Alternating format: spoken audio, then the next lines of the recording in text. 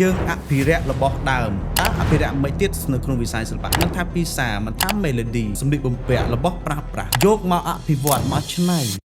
ចុះការនៅរៀនយើងរៀនជាភាសាខ្មែរបណ្ដេតបំលែងវារបៀបម៉េចក្នុងការច្រៀងភាសាខ្មែរផងភាសាជនជាតិដើមភាគតិចព្រៅផងដំបូងការពីក្មេងយើងពិបាកភាសាខ្មែរអញ្ចឹង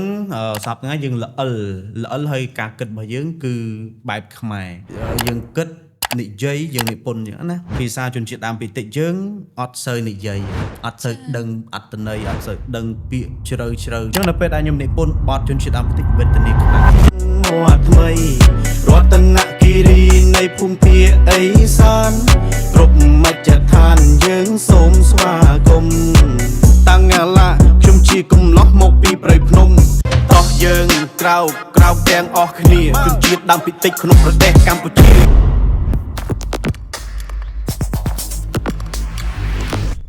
សូមជម្រាបសួរស្វាគមន៍ប្រិយមិត្តទាំងអស់គ្នាមកកាន់ Web Cambodia Podcast Web Cambodia គឺជាវេទិកាសន្ទនាមួយដែលនឹងនាំយកនូវសម្លេងរឿងរ៉ាវនិងបទពិសោធន៍របស់សិល្បករកម្ពុជាមកចែករំលែកជូនអ្នកទស្សនារបស់យើងហើយខ្ញុំជឿថានៅក្នុងកិច្ចសន្ទនានៅទីនេះយើងនឹងស្គាល់ច្បាស់បន្ថែមអំពីសិល្បៈជាពិសេសគឺការផ្លាស់ប្ដូរនៅក្នុងសង្គមកម្ពុជាបច្ចុប្បន្នផងដែរនៅក្នុងវគ្គនេះយើងនឹងជួបជាមួយនឹងវាគ្មិនកិត្តិយសមួយរូបដែលគាត់ជាអ្នកនិពន្ធផងក៏ដូចជាអ្នកចម្រៀងរ៉ាប់មួយរូបផងដែរចាដូចនេះសូមស្វាគមន៍លោកយុនមុនដែតទាំងឡាខ្ញុំបាទឈ្មោះយុនមុនដែតហើយ stake name របស់ខ្ញុំគឺ MD ហើយ AKA លវ៉ាងឬញឹមអញ្ចឹងណាហ្នឹងហើយខ្ញុំបាទមានអាយុ29ឆ្នាំហើយសប្តាហ៍ថ្ងៃនេះគឺខ្ញុំជាសិល្បករជនជាតិដើមភាគតិចព្រៅដែលមកពីខេត្តរតនគិរីហើយតាមពិតទៅចំណេះជំនាញរបស់ខ្ញុំពីមុនគឺ leadership ទេអញ្ចឹងណាប៉ុន្តែដោយសារតែយើងស្រឡាញ់វិស័យសិល្បៈខ្លាំងពេកយើងក៏បន្តមករៀនវិស័យសិល្បៈអញ្ចឹងណាដូរតន្ត្រីផ្នែកដូរតន្ត្រីនៅសាកលវិទ្យាល័យភូមិន្ទវិចិត្រសិល្បៈផ្នែកដូរតន្ត្រីហ្នឹងហើយចំណេះជំនាញគឺ guitar classic តែម្ដងបាទតែសប្តាហ៍ថ្ងៃខ្ញុំអត់មែនអ្នកភ្លេងទេបាទខ្ញុំអ្នកចម្រៀង rap វិញហ្នឹងហើយបាទនឹងអរគុណបណ្ដេតអញ្ចឹងមុននឹងបានលើកឡើងថាយើងគឺជាជនជាតិដើមភាគតិចអញ្ចឹងបណ្ដេតអាចចម្លែកបានថាយើងធប់លូតលាស់ឡើងនៅខេត្តណាដែរចាខ្ញុំជាជនជាតិដើមភាគតិចព្រៅមកពីខេត្តរតនគិរីហើយខ្ញុំធំដឹងក្តីនៅក្នុងខេត្តរតនគិរីទីក្រុងបានលុងតែម្ដងហើយជនជាតិដើមភាគតិចនៅប្រទេសកម្ពុជាយើងមាន24ដំបូលអញ្ចឹងណាហើយខ្ញុំព្រៅហើយ brow តាមពិត brow ឯងប៉ុន្តែបងប្អូនខ្មែរសរសេរថាព្រៅហ្នឹងហើយពូកព្រៅហ្នឹងគឺពូកហ្នឹងពូជអ្នកសិល្បៈរស់នៅព្រៃភ្នំចុះបណ្ដេតធំឡើងនៅក្នុងរូបភាពបែបណាដែរនៅខេត្តរតនគិរីហ្នឹងតាំងទូចឡើងខ្ញុំធំដឹងក្តីនៅក្នុងព្រៃបាទនៅក្នុងព្រៃគឺយើងដាក់រើសសម្រងដាក់បេះផ្សិតបើអញ្ចឹងណាប៉ុន្តែដោយសារតែភាពខ្ញុំស្រឡាញ់ការសិក្សាអញ្ចឹងក៏ខ្ញុំចាក់ចេញពីតំបន់ព្រៃហ្នឹងមករស់នៅស្រុកចឹងណាចេញពីស្រុករស់នៅហើយចប់បឋមហើយក៏រស់នៅខេត្តចឹងណាតំបន់ខេត្តអញ្ចឹងដោយសារតែការស្រឡាញ់ការសិក្សាទេពូបើសិនជាយើងរស់នៅព្រៃទៀតខ្លាចអត់មានកម្លាំងឡើងដើមឈើអញ្ចឹងណាហ្នឹងហើយចាអញ្ចឹងដោយសារតែមណ្ឌេតធំលូតលាស់ឡើងនៅក្នុងបរិយាកាសបែបហ្នឹងតើអីដែលញ៉ាំងឲ្យមណ្ឌេតចង់មានអារម្មណ៍ថាខ្លួនឯងចង់ទៅរៀនចង់ទៅសិក្សាអ្វីដែលយើងមើលឃើញដោយសារតែអំឡុងពេលដែលយើងរស់នៅក្នុងព្រៃភ្នំហ្នឹងគឺមានបងប្អូនជាពិសេសអង្គការស្ថាប័នណាដែលគាត់ចុះទៅកន្លែងហ្នឹងគាត់ផ្សព្វផ្សាយឲ្យបងប្អូនទាំងអស់ហ្នឹងឲ្យគាត់ខំប្រឹងប្រែងការសិក្សារៀនសូត្របើសិនជាយើងអត់ខិតខំប្រឹងប្រែងការរៀនសូត្រទេតទៅមុខទៀតនឹងរីកចម្រើនគេអត់យកអ្នកធ្វើការស្រ័យចម្ការមកធ្វើការទេចាអញ្ចឹងទេគេតែងតែផ្សព្វផ្សាយឲ្យឪពុកខ្ញុំគាត់អ្នកយល់ដឹងតិចតួចដែលមិនធំទូលំទូលាយអញ្ចឹងថាកូនខំរៀនបើសិនជាកូនអត់ចេះធ្វើការធ្ងន់ទេមានតែខំរៀនហើយជាមួយនឹងបរិយាបន្នសង្គមដែលយើងរស់នៅយើងឃើញគេធ្វើការជិះម៉ូតូវាមានអារម្មណ៍ថាវាចំណេះដឹងរបស់គេទំនាក់ទំនងជាមួយនឹងបរទេសអញ្ចឹងណាព្រោះយើងឃើញគេទំនាក់ទំនងជាមួយនឹងភាសាបរទេសមើលទៅដូចល្អមើលទៅដូចសុបាយដែរអញ្ចឹងណាអញ្ចឹងទៅធ្វើឲ្យខ្ញុំថាយើងរស់នៅក្នុងព្រៃភ្នំស្ដាប់សត្វពាហនៈសត្វព្រៃភ្នំព្រៃព្រឹក្សាអញ្ចឹងណាយើងមានអារម្មណ៍ថាធុញថប់ដែរអញ្ចឹងទៅយើងចង់ផ្លាស់ប្ដូរបទពិសោធន៍ផ្លាស់ប្ដូរតថភាពអញ្ចឹងណាអញ្ចឹងក៏ចាក់ចេញពីបន្តិចម្ដងដោយសារតែពួកទាំងអស់ហ្នឹងមកធ្វើឲ្យយើងរៀនអញ្ចឹងយើងខំរៀនបាទចា ចឹងឥឡូវចង់ត្រឡប់ទៅអតីតកាលផុសមុនដេកបន្តិចនៅពេលហ្នឹងដែលយើងទៅចាប់ផ្ដើមទៅរៀនហ្នឹងនៅអាយុប៉ុន្មានដែរខ្ញុំចាប់ផ្ដើមរៀនគឺអាយុក្មេងហ្មងណាហើយដូចជា4-5 ឆ្នាំខ្ញុំរៀនថ្នាក់ទី1បាទហ្នឹង ចា៎ បាទខ្ញុំនៅក្មេងតែម្ដងបាទនៅក្មេងហើយខ្ញុំចាប់ទី12ក៏នៅក្មេងអាយុដូចជា17ឆ្នាំដែរបាទ កាលហ្នឹងនៅខេត្តរតនគិរី ខេត្តរតនគិរីបាទ ហើយបន្ទាប់មកយើងចាប់ផ្ដើមចូលរៀនសាកលវិទ្យាល័យមកឡើងមកភ្នំពេញឬក៏មិនដែរ ខ្ញុំចាប់វិទ្យាល័យហ្នឹងគឺឆ្នាំ2017ខ្ញុំក៏ត leadership នៅបាត់ដំបង3ឆ្នាំខ្ញុំចាប់ពី leadership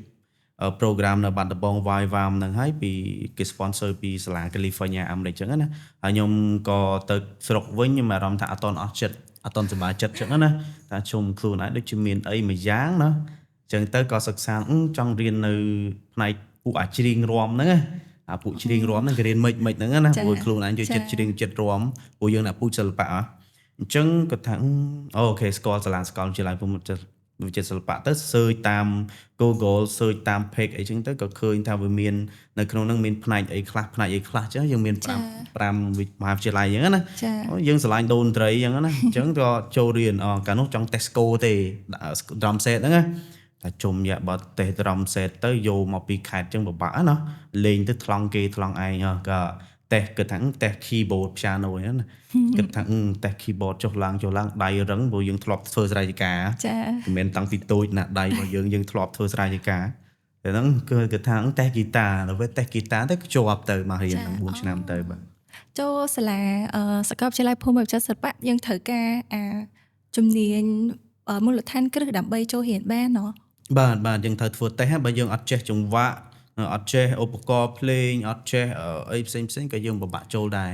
យើងត្រូវតេសដែរមុនហ្នឹងមិនដេតបាននិយាយថាយើងមុនដំបូងយើងចប់រៀន leadership skill ប៉ុន្តែមិនបានមិនដេតចេះឧបករណ៍ភ្លេងដែលអាចប្រឡងជាប់ចូលរៀនបាន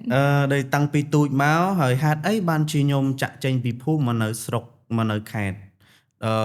ដោយសារតែគ្រូសាស្ត្រខ្ញុំក៏អត់មានលទ្ធភាពនៅក្នុងការជួយខ្ញុំរៀនទេអញ្ចឹងខ្ញុំនៅជាមួយបរទេសតមកទៀតបាននៅ3ឆ្នាំហើយបាននៅ5ឆ្នាំមួយកូរ៉េ5ឆ្នាំទៅគឺមានឧបករណ៍ភ្លេងគ្រប់បែបយ៉ាងអញ្ចឹងខ្ញុំនឹងវិស្រឡាញ់ឲ្យវិស័យហ្នឹងហើយអូរៀនលេងហ្គីតាទៅសាលាអីជាងអញ្ចឹងទៅវាធ្វើឲ្យខ្ញុំហ្នឹងគឺនៅជាមួយនឹងឧបករណ៍ modern ឧបករណ៍សហសម័យខ្ញុំអត់នៅជាមួយនឹងឧបករណ៍ជនជាតិដើមភាគតិចទេបាទហ្នឹងហើយអញ្ចឹងវាមូលហេតុដែលខ្ញុំរៀនសាកលវិទ្យាល័យភូមិន្ទសិល្បៈដោយសារតែខ្ញុំចេះហើយអញ្ចឹងណាអញ្ចឹងយើងរៀននៅសាលាភូមិវិទ្យាសិល្បៈដូចជា4ឆ្នាំត្រូវទេ4ឆ្នាំអញ្ចឹងរយៈពេលហ្នឹងមិនដេតមកឃើញខ្លួនឯងថាយើងអាចប្រើប្រាស់ចំណេះជំនាញរបស់យើងនឹងក្នុងរូបភាពបែបណាដែរក៏ដូចជាយើងចង់បង្ហាញពីបទពិសោធន៍របស់ខ្លួនឯងក្នុងរូបភាពបែបណាដែរខ្ញុំចូលរៀនសាកលវិទ្យាល័យភូមិន្ទសិល្បៈហ្នឹងដំបូងឡើងគឺខ្ញុំចង់ខ្លាចទៅជាការនៅក្មេងយើងចង់ខ្លាចទៅជាតារាអញ្ចឹងណាយើងតារាយើងទៅអត់ដឹងថាតារាមិនទេដល់ពេលធំឡើងមកខ្ញុំរៀនចប់បញ្ញាបត្ររងទៅចង់ខ្លាចទៅជាអ្នកភ្លេងណាចង់អ្នកភ្លេងតារាផ្សេងណាដល់ពេលចង់ខ្លាចទៅជាអ្នកភ្លេងទៅដល់ពេលចុះមួយពូម៉ាក់ខ្ញុំស្អាពូដៃធំនៅ solo ដៃដៃ drum pad ដៃសាក់សូដៃធំដល់ពេលយើងហ្គីតាដែរយើងស្ទើអញ្ចឹងយើងបានតែជាង pop ក៏ជាង pop អីចឹងទៅអញ្ចឹងទៅខ្ញុំមានអារម្មណ៍ថាជុំបើសិនជាខ្ញុំចង់ខ្លាចទៅជាអ្នកភ្លេងបើខ្ញុំអត់ solist ទេខ្ញុំអត់អាចទៅជាអ្នកភ្លេងបានទេអញ្ចឹងខ្ញុំថាខ្ញុំធ្វើម៉េចដើម្បីឲ្យខ្លាចទៅជាសិល្បករមើលអញ្ចឹងដងយើងគឺយើងមានហើយអញ្ចឹងយើងចេះនិពន្ធហើយអូយើងចេះច្រៀងតែច្រៀងអត់ព្រោះទេអញ្ចឹងតែមិនទៅយើងជិះ rap ដែរណាដល់ពេល rap ទៅអូខេអញ្ចឹងយើងអត់ចង់ខ្លាចទៅជាតារាទេអត់ខ្លាចទៅជាភ្លេងអ្នកភ្លេងទេចង់ខ្លាចទៅជាអ្នក rap អញ្ចឹងណាអញ្ចឹងគោលដៅរបស់ខ្ញុំគឺខ្ញុំចង់ខ្លាចទៅជាអ្នក rap តាំងក្មេងមកអញ្ចឹងណាប៉ុន្តែដល់ពេលរៀនភ្លេងតែធ្វើមកយើងចូលដើម្បីឲ្យដឹងអំពីសិល្បៈអំពីឧបករណ៍ភ្លេងនៅក្នុងប្រទេសស្រុកខ្មែរផងជនជាតិដើមភាគតិចផងនៅអឺរ៉ុបអញ្ចឹងណាយើងស្គាល់អញ្ចឹងទៅបាទអញ្ចឹងអានឹងតកតងជាមួយនឹងការចែកម្លែកក្នុងដំណើរខ្លាយទៅជាអ្នក rap ម្នាក់តែពេលហ្នឹងមានអីដែលជាការជំរុញចិត្តឲ្យមិនដេតមើលថាខ្ញុំចង់ rap តើអីគេគឺជាកត្តាជំរុញហ្នឹងកាលឆ្នាំ2012 13 14ខ្ញុំចូលចិត្តស្ដាប់Menacing នៅខ្មែរយើងនៅសហរដ្ឋអាមេរិក ហើយនឹង stop it young stop it ហ្នឹងគឺនៅអាមេរិកចឹងណាអញ្ចឹងទៅខ្ញុំស្ដាប់ជួយចិត្តស្ដាប់ rap តាំងពីក្មេងហ្នឹងដោយសារតែពូ hip hop យើងអត់តនិយាយពីសិល្បៈតន្ត្រីអញ្ចឹង hip hop ហ្នឹងវាមានផ្នែករបស់វា4នៅក្នុងហ្នឹងអញ្ចឹងណាអញ្ចឹងតាំងពីក្មេងមកខ្ញុំជួយចង់ខ្លាចទៅជាតារាប៉ុន្តែយើងស្រឡាញ់វិស័យ hip hop ពេលគេ rap ចង់ធ្វើតាមគេអញ្ចឹងណាធ្វើតាមឆ្នាំ2012 13ហ្នឹងចង់ឃើញគេ rap ឃើញគេអីអញ្ចឹងណាឃើញដូចលយដូចអីដល់ពេលស្រាប់តែខ្ញុំរៀន rap ខ្លួនឯងខ្ញុំចាប់ពីវិទ្យាល័យ2017បាទ2017កាលនោះខ្ញុំចាំគឺ rap គឺបងខ្មែរមួយជីវិតលេងតារាហ្នឹងគឺ look in my eye អញ្ចឹងណាអញ្ចឹងវាធ្វើខ្ញុំជុំយ៉ាខ្មែរយើងមាន rap ដែរណោះនៅហើយពីជំនាន់មុនមាន DJ ស្ដីខ្ញុំអត់ស្គាល់ទេអញ្ចឹងណាខ្ញុំចាប់អារម្មណ៍គឺបងខ្មែរមួយជីវិតទៅបងលេងតារាហ្នឹងគាត់ថាលយអញ្ចឹងទៅចាប់ផ្ដើមពីនឹងមកខ្ញុំសរសេរពីមុនខ្ញុំទៅចិត្តតែងកំណាព្យខ្មែរយើងណាមានកកតិពី7មានអីចឹងទៅចឹងទៅថាជុំធ្វើម៉េចណាបាន rap បានណាចឹងទៅវាមាន clear ម៉េចវាមានវគ្គម៉េចវាមានភ្ជាប់ម៉េចចឹងទៅបាទនឹងវាចាប់ផ្ដើមខ្ញុំស្រឡាញ់2017ហើយខ្ញុំ rap ចេញ rap គឺ2019រយៈពេល2ឆ្នាំចាឃើញថាគួរឲ្យចាប់អារម្មណ៍មែនតើខ្ញុំចាប់អារម្មណ៍ថានៅក្នុងសាលាយើងអត់មានហ៊ាន rap អីត្រូវអញ្ចឹងទាំងអស់ហ្នឹងគឺសុទ្ធតែត្រូវការវឹកហាត់ខ្លួនឯងត្រូវការស្រាវជ្រាវខ្លួនឯងបន្ថែមត្រូវទេប៉ុន្តែខ្ញុំចាប់អារម្មណ៍ថាអីដែលមិនដេកចែករំលែកមុនហ្នឹងតាក់ទងជាមួយនឹងការបណ្ដុះគំនិតអ្នកដែលធ្វើឲ្យយើងចង់ខ្លាចទៅជាអ្នក rap ជាមួយនឹងភាពធៀបទៅស្នាដៃដែលយើងផលិតសប្ថ្ងៃនេះហើយវាខុសគ្នាដោយសារតែខ្ញុំឃើញចាប់អារម្មណ៍ថាមួយដេតបានរួមបញ្ចូលបទចម្រៀងបែបប្រពៃណីជាមួយនឹងបែបសម័យរួមបញ្ចូលគ្នាបង្កើតជាចម្រៀងបែបសហសម័យតើអីដែលជាការបំផុសគំនិតដល់មួយដេតឲ្យផលិតចម្រៀងបែបហ្នឹងចេញមកជាមួយនឹងចំណេះជំនាញរបស់ខ្ញុំខុសគ្នាដាច់ជាមួយនឹង rap នឹងតែម្ដងហើយដូចសពថ្ងៃអញ្ចឹងតាមពិតទៅ rap hip hop ហ្នឹងមិនមែនជារបស់ជនជាតិដើមភាគតិចហើយ hip hop ហ្នឹងមិនមែនជារបស់ខ្មែរទេគឺរបស់ពូ African American អញ្ចឹងណាឆ្នាំ1960ដែលគេតែងតែចង់បញ្ចេញអារម្មណ៍ខ្លួនឯងទៅតាមតន្ត្រីពាក្យពេចន៍តថភាពសង្គមតថភាពបែកបាក់ស្នេហាបែកគ្រួសារដែលគេចង់និយាយជាពាក្យពេចន៍ហ្នឹងហើយតែពាក្យពេចន៍របស់គេមាន tempo គេមាន rhythm ទាំងនេះគេមានល្បឿននៃចង្វាក់ហើយនិងចង្វាក់របស់គេអញ្ចឹងសម្រាប់ខ្ញុំជាជនជាតិតាមភាគតិចមួយរូបហើយជាអ្នកសិក្សាផ្នែកផ្សេងហើយទទួល workshop ផ្សេងអញ្ចឹងទៅខ្ញុំថាខ្ញុំមានអ្វីជារបស់ខ្លួនឯងអញ្ចឹងណាខ្ញុំមានភាសាខ្ញុំមានវប្បធម៌ខ្ញុំមានប្រពៃណីរបស់ខ្ញុំមានទំនៀមទម្លាប់របស់ខ្ញុំអញ្ចឹង hip hop ខ្ញុំស្រឡាញ់អញ្ចឹងខ្ញុំអត់យកពាក្យក្រោតក្រៀតពាក្យឆ្អើមពាក្យអួតកតើមទេអញ្ចឹងណាអញ្ចឹងខ្ញុំយកអ្វីដែលខ្ញុំយកភាសារបស់ខ្ញុំនេះណាជា rap តែនៅក្នុងវិស័យ hip hop អញ្ចឹងណាខ្ញុំយកភាសារបស់ខ្ញុំយកអត្តន័យអត្តរសជាតិរបស់វាហ្នឹងគឺនិយាយអំពីជនជាតិដើមភាគតិចដែលរស់នៅក្នុងប្រទេសខ្មែរហ្នឹងរាប់ពាន់ឆ្នាំហើយនេះជាអ្វីដែលខ្ញុំបង្ហាញទៅតាមវិស័យ hip hop ហ្នឹងអត្តន័យនៅក្នុងហ្នឹងគួរឲ្យចាប់អារម្មណ៍មែនតើគ្រាន់តែស្ដាប់មានអារម្មណ៍ថារំភើបព្រោះថាយើងមិនត្រឹមតែធ្វើអីដែលយើងស្រឡាញ់ទេយើងផ្សារភ្ជាប់និងបង្ហាញអត្តសញ្ញាណរបស់យើងផងដែរ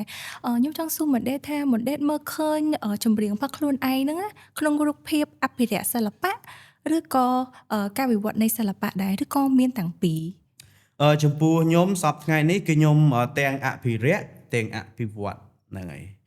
តើអ្វីដែលជាអភិរក្សហ្នឹងបានន័យថាខ្ញុំយករ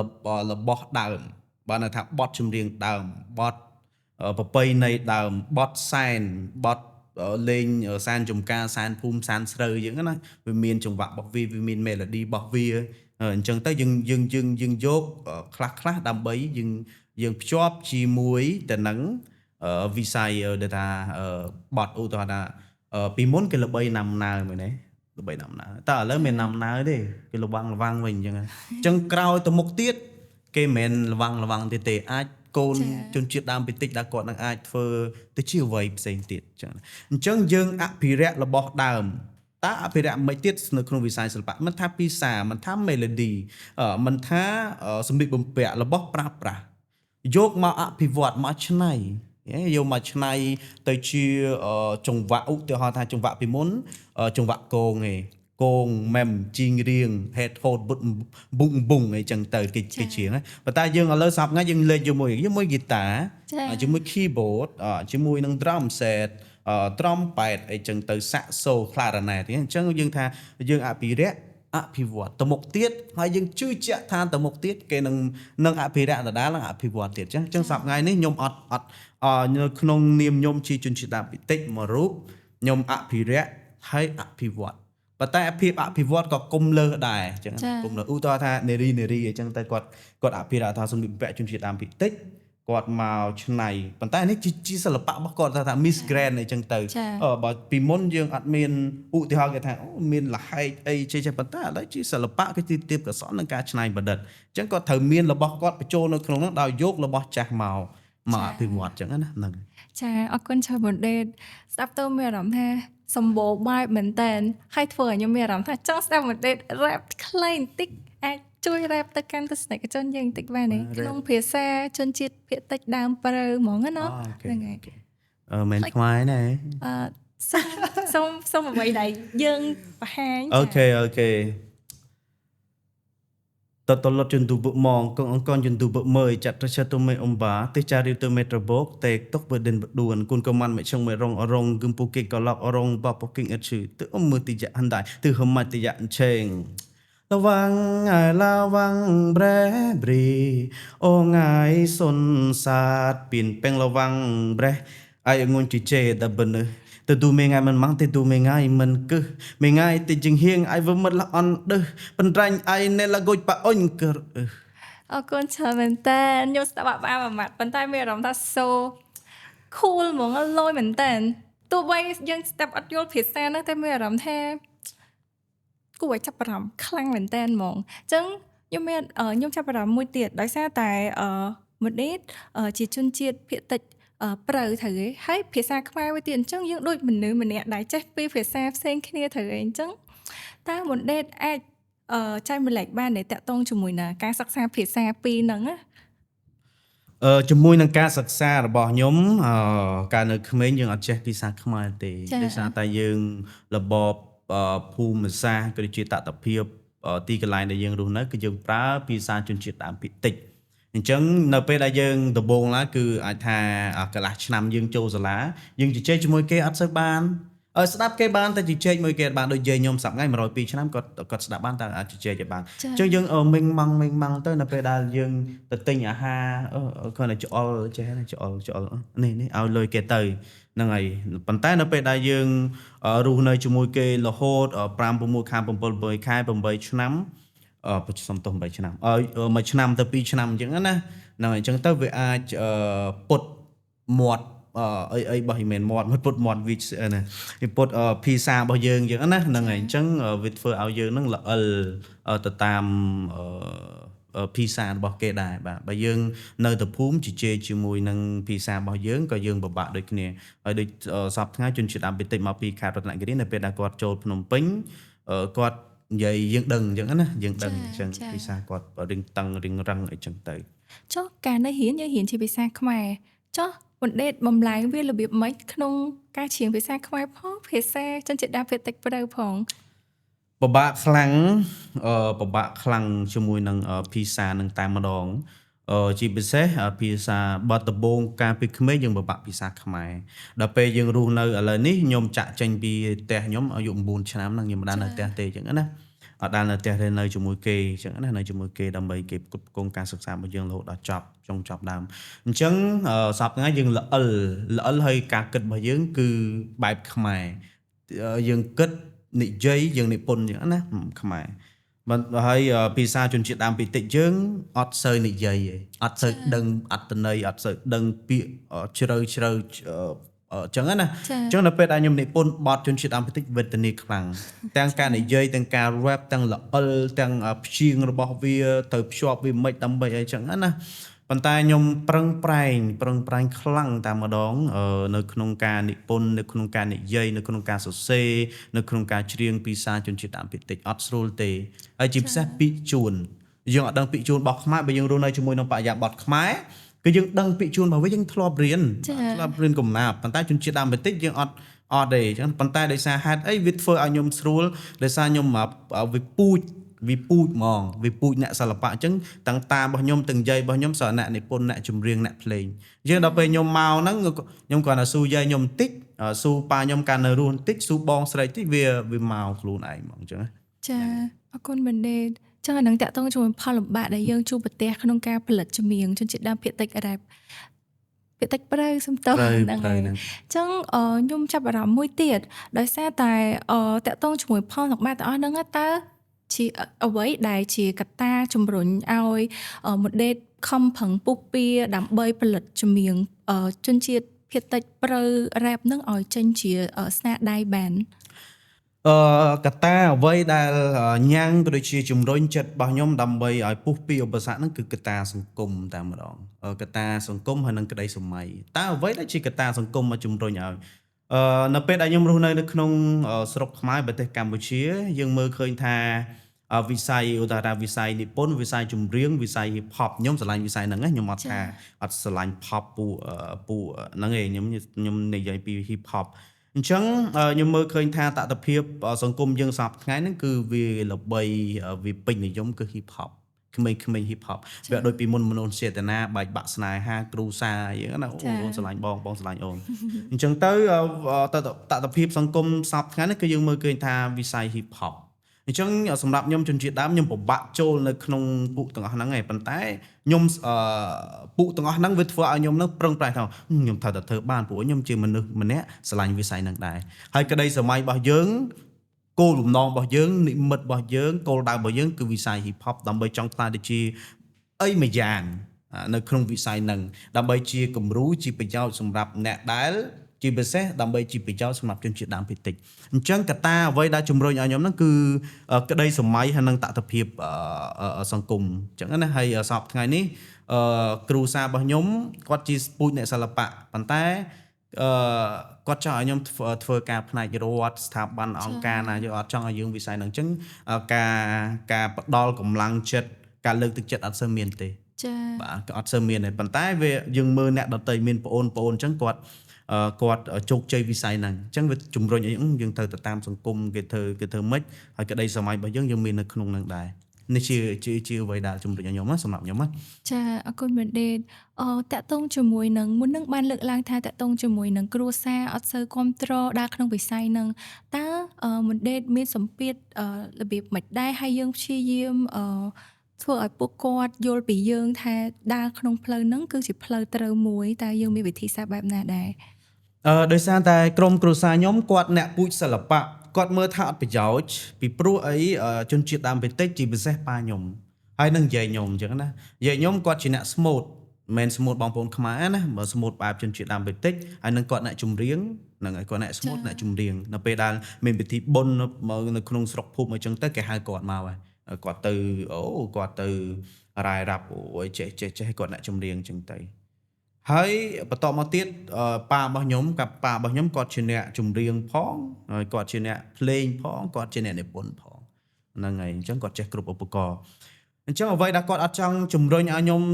ធ្វើក៏ដូចជាចង់ខ្លាចទៅជាសិល្បករជាតារាហ្នឹងដោយសារគាត់គឺមើលឃើញថាអត់ប្រយោជន៍ហេតុអីបានអត់ប្រយោជន៍ជនជាតិដើមភាគតិចគេមិនសូវអត់តម្លៃទេហើយទីផ្សារយើងក៏អត់អ្វីដែលដូចថាស្រុកខ្មែរយើងថាអ្នកចម្រៀងណាម្នាក់អ្នកភ្លេងណាម្នាក់គេមិនតែងតែហៅគាត់ច្រៀងលេងភ្លេងអញ្ចឹងគាត់បានលុយចំណូលអញ្ចឹងប៉ាខ្ញុំតើមានបុណ្យឬមួយក៏អ្នកស្លាប់អីបានគាត់ចូលរួមអញ្ចឹងហើយដល់ពេលសពថ្ងៃអត់មានទេគាត់មកធ្វើស្រែចម្ការហើយធ្វើស្រែចម្ការគាត់ថាបើកូនឯងធ្វើហ្នឹងធ្វើអត់ប្រយោជន៍ដដែលហ្នឹងនាំមកខាត់ពេលវេលាធ្វើស្រែចម្ការហ្នឹងមកធ្វើស្រែចម្ការហ្នឹងមកយើងមិនមានអាហារហូបចុកមានដីស្រែមានចន្ទទីមានចកាតរ៉េនមានម្រេចមានអីចឹងទៅហើយទៅដើរវិស័យហ្នឹងអត់មានទីផ្សារហ្នឹងចឹងណាអញ្ចឹងថាហើយយើងជាជនជាតិដើមភាគតិចទៀតមានណាគេមកយកយើងចឹងណាតែខ្ញុំថាអត់ទេខ្ញុំថាសម្រាប់ខ្ញុំអូខេការដំបូងយើងចេះស្ដាប់ហ្នឹងណាតែយើងមិនចេះស្ដាប់តែយើងថាខ្ញុំសម្រាប់ខ្ញុំដើរទៅខ្ញុំទៅមុខទៀតថាខ្ញុំនឹងដើរមួយទៀតទៅមុខទៀតមួយទៀតចឹងណាចឹងខ្ញុំដើរពីបន្តិចម្ដងពី rap ដោះអាវរហូតដល់ rap បែអាវតែមិនទាន់បីចាអរគុណអញ្ចឹងដោយសារតែតាក់ទងជាមួយនឹងបច្ចុប្បន្ននេះមុនដេតក៏មានសមិទ្ធផលជាច្រើនដែរចុះ family គ្រួសារគាត់មានអារម្មណ៍មិនដែរជាមួយនឹងសមិទ្ធផលរបស់យើង សម្រាប់គ្រួសាររបស់ខ្ញុំសប្តាហ៍ថ្ងៃនេះពីមុនគេអត់ពេញចិត្តតាសប្តាហ៍ថ្ងៃនេះមិនថាម្ដាយរបស់ខ្ញុំបងស្រីប្អូនស្រីក្មួយជាពិសេសខេត្តរតនគិរីហើយជនជាតិដើមភាគតិចនៅក្នុងប្រទេសកម្ពុជា24ដំបូងអញ្ចឹងណាគាត់ស្រឡាញ់ហើយសម្រាប់ខ្ញុំសប្បាយចិត្តនៅពេលដែលខ្ញុំទៅ event មណ្ឌលគិរីកាចេះឬមួយក៏ព្រះវិហារអញ្ចឹងណាឬមួយក៏នៅទីក្រុងភ្នំពេញគាត់ហើយគាត់ចាក់បទយើងអញ្ចឹងណាគាត់ចាក់បទយើងនៅតាមគេហដ្ឋានអញ្ចឹងខ្ញុំសប្បាយចិត្តខ្លាំងអ្វីដែលហើយសម្រាប់ខ្ញុំពីមុនខ្ញុំតែងតែគោលដៅរបស់ខ្ញុំធ្វើតែខ្លួនឯងទេចាគោលដៅរបស់យើងគិតថាយើងធ្វើតែខ្លួនឯងទេប៉ុន្តែដល់សប្តាហ៍ថ្ងៃនេះខ្លួនឯងគ្រូសាសហគមន៍និងប្រទេសជាតិអញ្ចឹងណាហើយគោលដៅរបស់យើងអាចឈានទៅដល់រូបទៀតប៉ុន្តែយើងអត់តមើលឃើញតែយើងមើលឃើញថាសប្តាហ៍ថ្ងៃខ្ញុំសប្បាយចិត្តហើយដំបូងឡើងគេអត់ពេញចិត្តគេអត់សប្បាយចិត្តជាមួយនឹងអ្វីដែលយើងធ្វើទេប៉ុន្តែសប្តាហ៍ថ្ងៃដែលចេញសមិទ្ធផលមកគេគ្រប់គ្រងខ្ញុំសប្បាយចិត្តខ្លាំងហើយខ្ញុំនឹងប្រឹងប្រែងអំឡុងពេលដែលខ្ញុំនៅមានខ្យល់ដង្ហើមអញ្ចឹងណាប្រឹងប្រែងតែបើខ្ញុំលែងមានខ្យល់ដង្ហើមមិនហ្នឹងយើងគិតផ្សេងទៀតអញ្ចឹងចាអរគុណមែនទេខ្ញុំចាប់អារម្មណ៍តាក់ទងជាមួយនឹងការចែកម្លែកផលមិនទេណាតែខ្ញុំចាប់អារម្មណ៍ចំណុចថាពេលដែលយើងចាប់ផ្ដើមចេញចម្រៀងដំបូងតែយើងមានគិតដែរថាអ្នកដែលស្ដាប់ចម្រៀងហ្នឹងគឺមានតិចមែនតើហើយអ្នកអាចនឹងស្ដាប់យល់ហ្នឹងក៏មានតិចដែរអញ្ចឹងយើងមានសម្ពាធដែរក្នុងការធ្វើជាខ្លួនឯងក្នុងការផលិតចម្រៀងលក្ខណៈបែបហ្នឹងដែរការខ្ញុំចេញបទដំបូងឡើយកូនមនុស្សហ្នឹងគឺមិនមានអ្នកស្ដាប់ទេប៉ុន្តែគេថាប្លែកអត់មានអ្នកស្ដាប់តែ view ច្រើនអញ្ចឹងណាហ្នឹងហើយអត់មានស្ដាប់តែ view ច្រើនអញ្ចឹងទៅគឺថាវាប្លែកគេថាជុំអានេះភាសាអីម្យ៉ាងភាសាអីអញ្ចឹងណាហ្នឹងហើយអញ្ចឹងភាសាអីបានតែ share ច្រើនខ្ញុំមិនដឹងហើយអញ្ចឹងវាជំរុញទឹកចិត្តរបស់ខ្ញុំហ្នឹងធ្វើបន្ថែមទៀតហើយអត់មានអ្នកស្ដាប់ទេព្រោះអត់មានអ្នកស្ដាប់គេអត់យល់អត្ថន័យប៉ុន្តែខ្ញុំចាំថាឪពុកខ្ញុំក៏ដូចជាអ្នកដតីលោកគ្រូអ្នកគ្រូថាបើសិនជាម្ហូបយើងញ៉ាំម្ដងអត់ឆ្ងាញ់ទេចាហ្នឹងស្លោកកកយើងញ៉ាំម្ដងអ្នកដែលនេះគេញ៉ាំអត់ឆ្ងាញ់ប៉ុន្តែគ្រូសាហ្នឹងគាត់ចូលចិត្តញ៉ាំអាហ្នឹងដល់ពេលដែលភ្ញៀវមកហើយគាត់ដាក់ម្ដងហើយមកខែក្រោយដាក់អាហ្នឹងទៀតខែក្រោយដល់បើយើងអត់មានអីញ៉ាំយើងមិនញ៉ាំហ្នឹងមែនទេចាអញ្ចឹងញ៉ាំយូរទៅជាប់ចិត្តជាមួយនឹងស្លោកកកហ្នឹងចំណាងដាក់មកម្ដងអត់ឆ្ងាញ់អូគ្មានឆ្ងាញ់ចំណាងស្អីទេប៉ុន្តែភ្ញៀវមកទៀតដាក់ទៀតខ្ញុំចាំថាអូខេអញ្ចឹងខ្ញុំមកបត់ហ្នឹងគេអត់ស្ដាប់ខ្ញុំទេបត់ហ្នឹងគេអត់ស្ដាប់ទេអញ្ចឹងដាក់បត់ផ្សេងទៀតមកដាក់បត់ដាក់ថែមអញ្ចឹងក្រោយគេស្ដាប់តែអត់ដឹងថាលវ៉ាំងហ្នឹងមានន័យមិនអញ្ចឹងខ្ញុំជឿពាក្យហ្នឹងអញ្ចឹងបើសិនជាខ្ញុំនឹងធ្វើម្ហូបបែបគេទាំងខ្លួនឯងមិនចេះធ្វើម្ហូបពិបាកចាអញ្ចឹងខ្ញុំមានរបស់ខ្ញុំថាខ្ញុំជាជនជាតិអាមេរិកខ្ញុំមានភាសាវប្បធម៌ប្រពៃណីអញ្ចឹងខ្ញុំត្រូវធ្វើរបស់ខ្ញុំអួតពីចំណាងរបស់ខ្ញុំអួតពីសឡោប្រងរបស់ខ្ញុំអួតពីកយរបស់ខ្ញុំអួតពីឡាបរបស់ខ្ញុំអួតពីញ៉ាំរបស់ខ្ញុំយ៉ាងបងអត់មានណាធ្វើតែបើមានជនជាតិដើមភាគតិចក្រោយលេចច្រើនហើយអញ្ចឹងតើមានការប្រណាំងប្រជែងច្រើនតែឥឡូវនេះខ្ញុំអត់មានទេអញ្ចឹងខ្ញុំមានតែខ្ញុំមានពី3នាក់សប្តាហ៍ថ្ងៃអញ្ចឹងណាអញ្ចឹងទៅអត់មានណាស្ដាប់ដំបូងប៉ុន្តែខ្ញុំជឿហ្នឹងខ្ញុំថាអូចាស់ទុំរបស់យើងប៉ារបស់ខ្ញុំថាយើងត្រូវបន្ថែមទៀតម្ហូបហ្នឹងយើងថែមរសជាតិអញ្ចឹងណាយើងអត់រសជាតិដដែលថាចំណាងអញ្ចឹងយើងក្រោយទៅចំណាងយើងថែមរសជាតិអីផ្សេងទៀតក្រោយទៀតថែមរសជាតិអីផ្សេងទៀតអញ្ចឹងក្រោយគេអាចស្ដាប់ហ្នឹងអញ្ចឹងណាគេសួរហើយអញ្ចឹងណាអញ្ចឹងវានេះជាអ្វីដែលខ្ញុំនៅថាផលពិបាកមែនតែដំបូងមានណាស្ដាប់នឹងភាសាស្អីគេជេរអីនៅក្នុងនឹងពេញហ្នឹងតែយើងថាអូខេយើងនៅតែធ្វើទៀតចាហើយជាមួយនឹងសមិទ្ធផលសប្តាហ៍ថ្ងៃគឺសប្បាយចិត្តមែនតើដែរអីដែលយើងព្យាយាមធ្វើកន្លងមកវាមានប្រសិទ្ធភាពហើយទទួលបានផលខ្ញុំចង់សួរម្ដេចថាយើងជាអ្នកចម្រៀងជនជាតិដើមភាគតិចព្រៅយើងព្យាយាមបង្ហាញអត្តសញ្ញាណរបស់យើងអំពីភាសារបស់យើងវប្បធម៌របស់យើងទៅកាន់មនុស្សជាច្រើនអ្នកផ្សេងទៀតទាំងអ្នកស្គាល់យើងទាំងអ្នកអត់ស្គាល់យើងអញ្ចឹងខ្ញុំចង់សួរថាម្ដេចចង់ឲ្យអ្នកដែលស្ដាប់ចម្រៀងម្ដេចស្គាល់ជនជាតិដើមភាគតិចព្រៅក្នុងរូបភាពបែបណាដែរអ្វីដែលខ្ញុំចង់ឲ្យបងប្អូននៅក្នុងស្រុកខ្មែរប្រទេសកម្ពុជា17លាននាក់អ្វីដែលយើងចង់ ឲ្យគេស្គាល់ឲ្យគេដឹងមិនត្រឹមតែជនជាតិដើមភាគតិចព្រៅឯគោលដៅរបស់ខ្ញុំមិនមែនត្រឹមតែជនជាតិដើមភាគតិចព្រៅ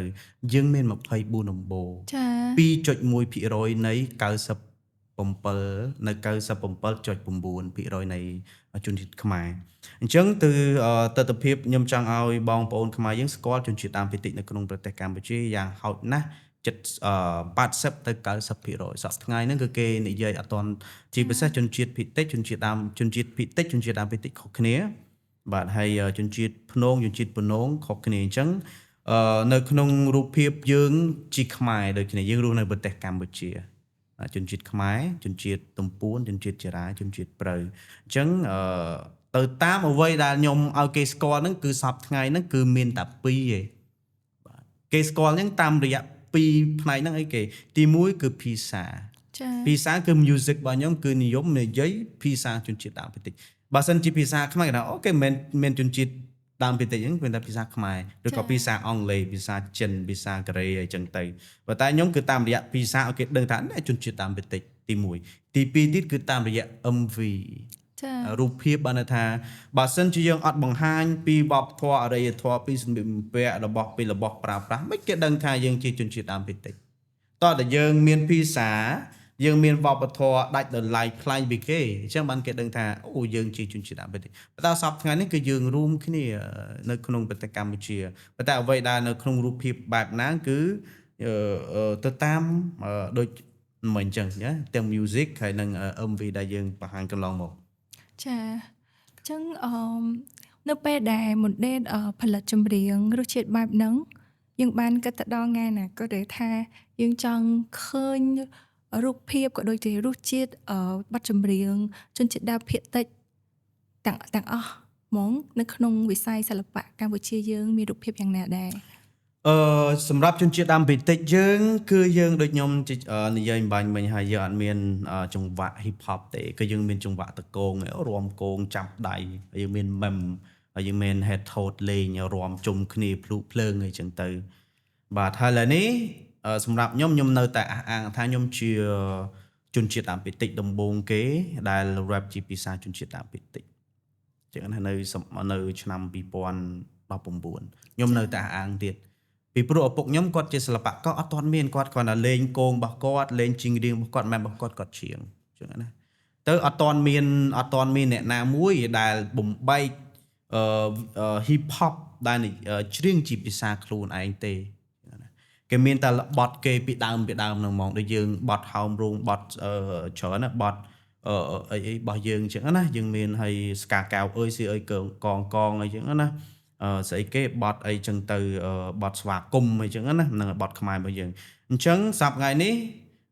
បងប្អូនខ្មែរ hip hop ហើយដល់ពេលខ្ញុំសប្តាហ៍ថ្ងៃនេះខ្ញុំអត់ចូលចង្វាក់រាំវង់ចេចឆាឡាំលាបូរ៉ូ twist Madison អីទេគឺខ្ញុំចូល hip hop ហ្នឹងហ្មងចូលជាមួយនឹងបងប្អូនខ្មែរហ្មងណាចូលជាមួយនឹងពួកបរទេសអឺរ៉ុបហ្មងពួក African American ហ្នឹងហ្មងអញ្ចឹងណាអញ្ចឹងវិស័យ hip hop អញ្ចឹងទៅមុខទៀតយើងនឹងអាចថាវានឹងមានសម័យកាលថាសម័យមុនដែលយើងរៀនយើងមានសម័យបារ៉ុកសម័យ classic romantic ឥឡូវនេះសម័យ pop មានសម័យឥឡូវនេះ pop អញ្ចឹងណាពីមុនគេល្បី KTV ឥឡូវលេងហើយអញ្ចឹងណាឥឡូវតែ pop ឯង pop ឬមួយក៏អញ្ចឹងទៅមុខទៀតខ្ញុំជឿថាក្មេងចំនួនក្រោយទាំងនៅក្នុងហើយជនជាតិដើមភាគតិចហ្នឹងគឺតាមរយៈភាគច្រើនឯងជនជាតិភាគច្រើនគឺបងប្អូនខ្មែរអញ្ចឹងបងប្អូនខ្មែរពេញនិយមទស្សនវិជ្ជាបែបណាជនជាតិដើមភាគតិចក៏ពេញនិយមហ្នឹងដែរចាអញ្ចឹងយើងបងប្អូនជនជាតិខ្មែរនឹងសម័យកាលណាគេនឹងសម័យកាលនឹងដូចគ្នាតែសំខាន់ឲ្យតែមានអ្នកដែលដឹកនាំមាននរណាម្នាក់ដែលជាគោលរបស់គាត់បើខ្ញុំអត់មានណាជនជាតិដើមទេមាន rap ឯដូចខ្ញុំនិយាយអត់មានទេមានតែប៉ាខ្ញុំមួយដូចគាត់ច្រៀងតែឧបករណ៍ភ្លេងគងទេប៉ុន្តែខ្ញុំរស់នៅជាមួយនឹងតថភាពសង្គមបច្ចុប្បន្ននេះគឺបងប្អូនខ្មែរអញ្ចឹងខ្ញុំវិជំរុញឲ្យខ្ញុំទៅជាមួយគេនឹងតាមអញ្ចឹងណាចាអញ្ចឹងបានន័យថាមួយដេតមើលឃើញទៅអនាគតទៅខ្លួនឯងដូចជាមនុស្សម្នាក់ដែលតំណាងឲ្យជនជាតិដើមភាគតិចទាំងមូលក៏ដូចជាអាចញ៉ាំងឲ្យបងប្អូនជំនាន់ក្រោយយកគំរូតាមយើងផងដែរចាអរគុណច្រើនមែនដេត sorry អរគុណច្រើនមកដែរសម្រាប់ការចែករំលែកនៅក្នុងថ្ងៃនេះគឺខ្ញុំហ៊ានសូត្របានច្រើនមែនតើពីមដេតមិនថាតកតងជាមួយនឹងបទពិសោធន៍ផ្ទាល់ខ្លួនមិនថាដំណើរចូលទៅក្នុងវិស័យសិល្បៈក៏ដូចជាការអភិវឌ្ឍខ្លួនឯងបន្ថែមដើម្បីដើរតាមក្តីសម័យរបស់យើងក៏ដូចជានាំនៅសម្លេងរបស់យើងភាសារបស់យើងវប្បធម៌ទៅកាន់មនុស្សកាន់តែច្រើនទៀតឲ្យបានស្គាល់ចាដូច្នេះកម្មវិធី podcast របស់យើងថ្ងៃនេះបានឈានមកដល់ទីបញ្ចប់ហើយក៏សូមអរគុណទៅដល់ទស្សនិកជនទាំងអស់ដែលបានតាមដានជាមួយនឹង podcast នេះតាំងពីដើមរហូតដល់វេលានេះជួបគ្នានៅអេពីសូតក្រោយសូមអរគុណនិងសូមគោរពលា